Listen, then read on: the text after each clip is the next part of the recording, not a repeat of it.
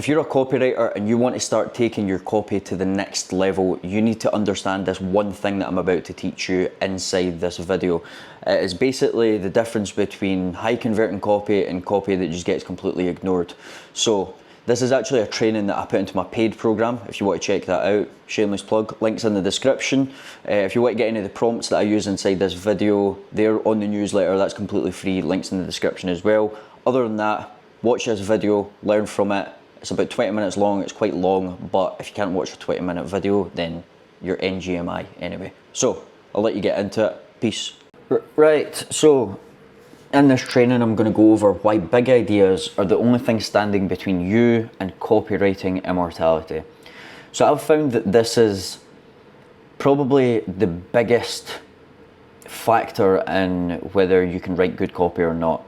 A lot of people just think that copywriting is just putting some fancy words together and write, and good writing, essentially. That's what they think it is, just being able to write emails that sound good. Whereas copywriting, what we're trying to do is we're trying to get an action from someone, whether that's buy something, book a call, whatever it is. We're trying to get an action from them. So we can't just put words together that sound nice. And this is the biggest thing that, if you can learn this, that honestly it'll just make you so much better at copywriting. That's unbelievable, because big ideas are what everything's built on, whether it's an offer, a landing page, an email. Everything must have some sort of big idea behind it. So, big idea. A big idea is not a phrase or a witty headline. The best way that I can describe this is a lot of people get big ideas mixed up with mechanisms. So I'll give you an example. Brez Scales is selling an info product right now on freelance brand scaling, which is essentially a media buyer for e-commerce brands. But he's basically just put a name on it, and that is the mechanism that gets people to where they want to get. That's not the big idea. The big idea for his offer is more like earn 10k a month from a laptop, like every other kind of biz op. So that's the big ideas underlying, it's not the mechanism. So make sure you don't make that mistake.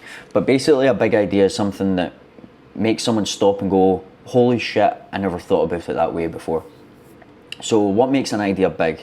Must be instantly understood by a child, yet profound enough to change how adults think about your product forever, your product or offer. So not just adults, we be smart people. We want to, it must be profound enough to make a very high IQ person go, never thought about it that way. So it's going to connect an emotional truth with a rational benefit in a way that feels both surprising and inevitable. It should answer the prospect's underlying question: why should I care about this more than 1,000 other things that's competing for my attention? This is the anatomy of a big idea. It must be simple, so you must be able to say it in one clear sentence. And it must be unexpected, so zigs when the market zags. And it must be credible, so believable or have social proof behind it. And it must be emotional. It must make people feel something before they think something. That's a big one. Big examples. So these are like slogans, but I'm going to tell you the underlying big ideas behind them. So Red Bull gives you wings. That's the slogan, but the big idea is that you drink this and you get wings. You become superhuman. It encourages performance enhancement. Airbnbs belong anywhere, so that's kind of self-explanatory. It's going to transform a spare room into authentic travel experiences. FedEx, this is quite a good one, when it absolutely positively has to be there overnight.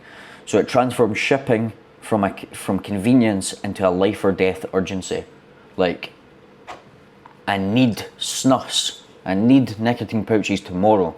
Who am I going to get to deliver it? FedEx. This is my favourite one out of them all, because you're worth it. So from L'Oreal, so what this does is it transforms expensive skincare from a vanity purchase into self-respect, investment, or self-love. So instead of just making it like, oh, I'm going to buy this $100 moisturizer because I'm vain, it turns it into, no honey, your self-love, self-respect, and it's an investment into your self-respect. So that's probably my favourite one out of all of these big ideas. So as always, I've got a prompt here, and I've got some example offers that we're going to go over. Now, what we're not going to do is use any type of brief for this. I'm just going to give it a few sentences because I want it to I wanted this to be quite open. I don't want to give it too much information because I'm going to re-prompt it with some desires that I've already got for these offers and some problems that I'm already thinking about. So this one is an offer that I'm actually currently doing. It's just like a low ticket course, and it basically teaches women to be graphic designers and make 5k a month from a laptop anywhere in the world. ICP, they tend to be working boring jobs that they hate, maybe attending college or university to get a degree. So what we're going to try and do here, I'm going to use this prompt and we're going to come up with some big ideas. So normally when I'm writing for an offer, I will spend like a full day doing this, just coming up with ideas, trying to get that one big idea that we can use for the full offer that is going to be in the landing page, it's going to be in the VSLs, and it's the kind of big idea that we use for all of our marketing, ads, emails, everything. Now there is sub ideas in this, which you can use for, like, you can have your core big idea for the offer, then maybe you're writing an email campaign and it's going to have a sub idea that still points towards that big idea. But let's go through and see what it does. So Claude's recently started doing this when we ask it to research stuff, and it goes through like researching forums and news articles, and it does it really quickly, which we've got here, and we can click on these parts in the next part to see what it comes up with and what it's found. But it basically goes through research analysis, it finds some core pain points, trends, and it gives us our big idea framework. So let's look at this. 70% of workers don't feel satisfied with their career choices. Women are breaking up with unfulfilling jobs at unprecedented numbers. 80% of people are dissatisfied at their current job due to a mismatch between what they think they're good at and what they're currently doing. Digital emerging trends. Creative professionals account for 15% of female digital nomads, 21% more than male nomads. That's quite a good one. 53% of digital nomads are self-taught and they're proficient and believe that they could have done so without traditional education. Let's see what it came up with. The big idea framework. So this is what it's going to come up with for every single one, every time that you use this prompt. A core problem statement. Most women stay trapped in boring jobs that they hate because they chose careers to impress others instead of following what actually makes them happy. The hidden problem. Women are secretly using skill-based creative careers as escape routes from a lifetime of making choices to get approval rather than building real freedom. The big idea statement. The fastest way for women to break free from approval-seeking careers is to master a skill that lets them work from anywhere, because location freedom forces personal freedom. So this is quite good. Now what I'm going to do is let's lean.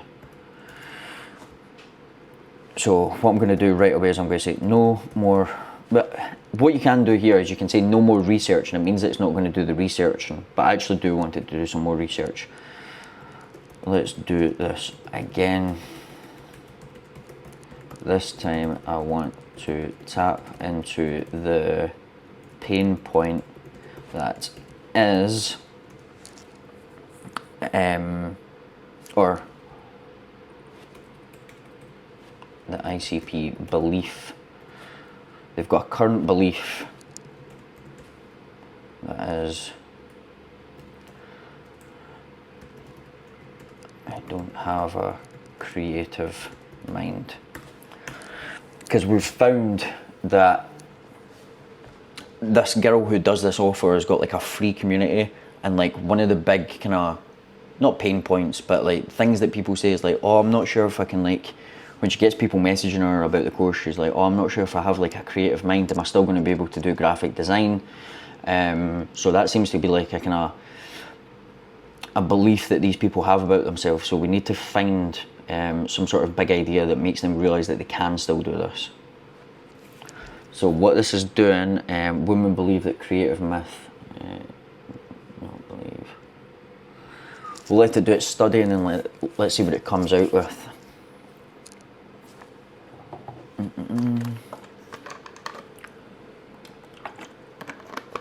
So Now let me search for a specific research. Right, let's see what it came up with.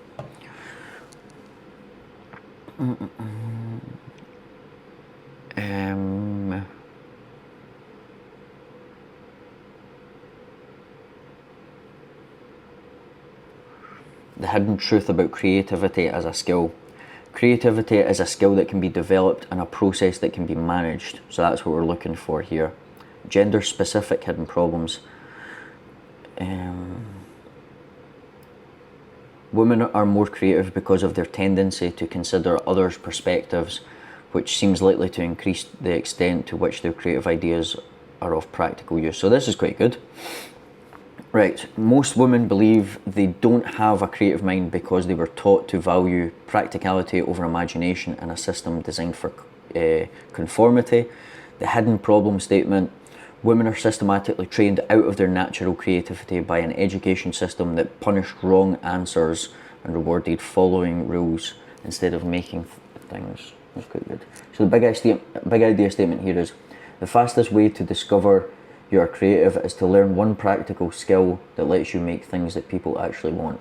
Okay, right, now I think I've got this now. So what I'm going to do is create me another 5 versions of this. This time I want to add in the, what was it, the big promise of our offer, which is make 5k a month from a laptop anywhere in the world.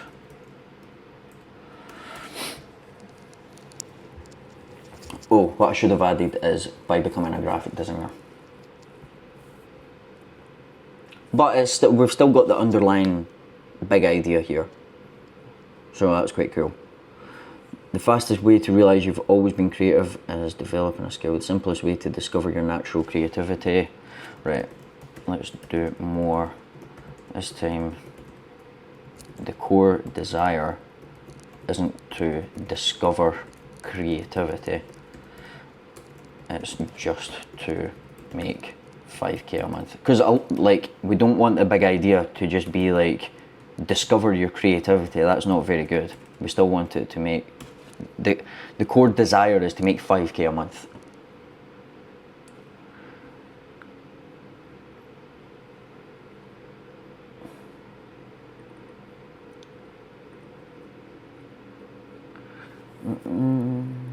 The straightforward path to earning 5k a month remotely is developing one practical skill that creates solutions that people need. So this is quite good.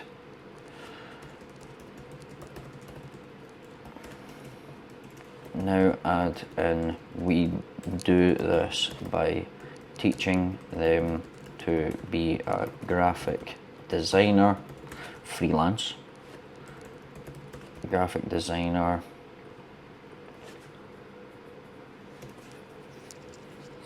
Let's see what it comes up with this time.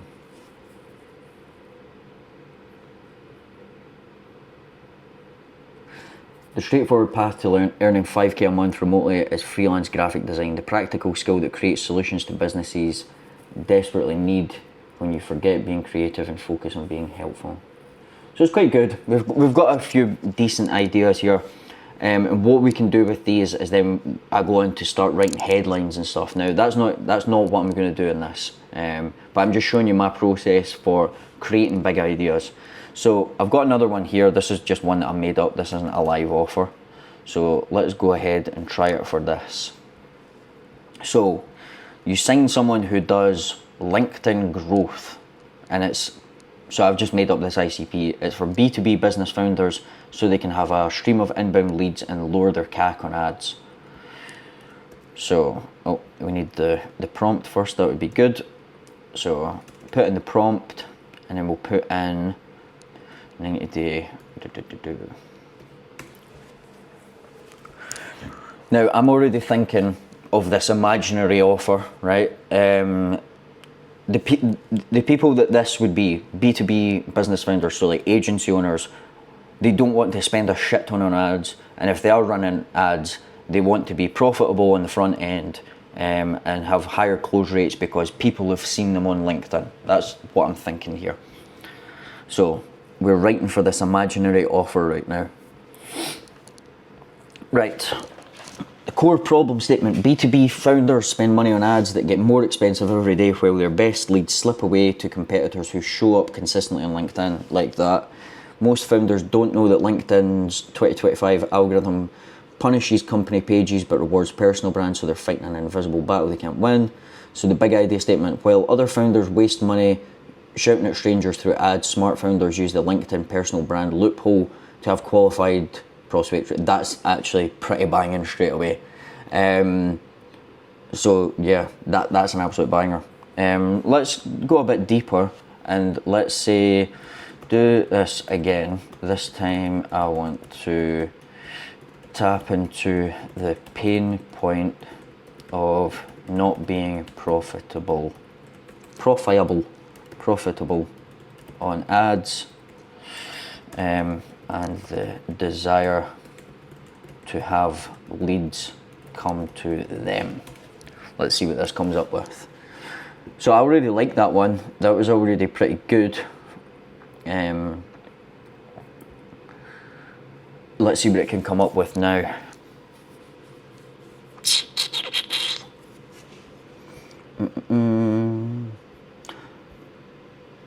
Right. So the core problem statement: B2B founders keep pouring money into ads that don't pay back while their competitors get leads reaching out to them first. That's perfect. Most founders don't realize that ads work by interrupting strangers, but the highest value leads only trust people that they already know, follow and respect. So that's quite a good one. I've not really thought about that, but what we could say in this big idea is, if you're running ads, then you're going to have people coming to you, but you've like interrupted them. They might not be the highest value people. They might not have as high an LTV as other people who come to you. So while other founders burn cash on ads that interrupt strangers, smart founders use LinkedIn to become the person high value prospects trust enough to reach out to first. Right. Let's do another 5 versions of this. This time add in the fact these customers will be a higher LTV. It already kind of says that because they're high value prospects, but I want to, right. While other founders burn cash in ads chasing low intent strangers, smart founders use LinkedIn to attract high LTV customers who already know, like and trust them. That is banging. Other founders waste money on ads that bring in tire kickers. Smart founders use LinkedIn to become the authority that premium customers with deep pockets seek out personally. These are good. So these are actually better than the one that I kind of need, which is the live offer, but these are really good ideas that we can then use to write our landing pages on, write our headlines on, write our emails on, write our ads on. So yeah, that's pretty much big ideas. Hopefully this training has been insightful for you, just to see how I actually go about creating these big ideas. I've not kind of shown you like step by step how to do this, but I've just kind of shown you my process, and hopefully you've learned a lot just by watching me do this. But yeah, that is all. I'm trying to think if there's anything else that I can add here. So nah, I think the biggest thing is just don't get them mixed up with mechanisms. Big ideas are not mechanisms. They're like the underlying idea, the underlying big idea. So yeah, that is big ideas. Learn how to do it, become a better copywriter.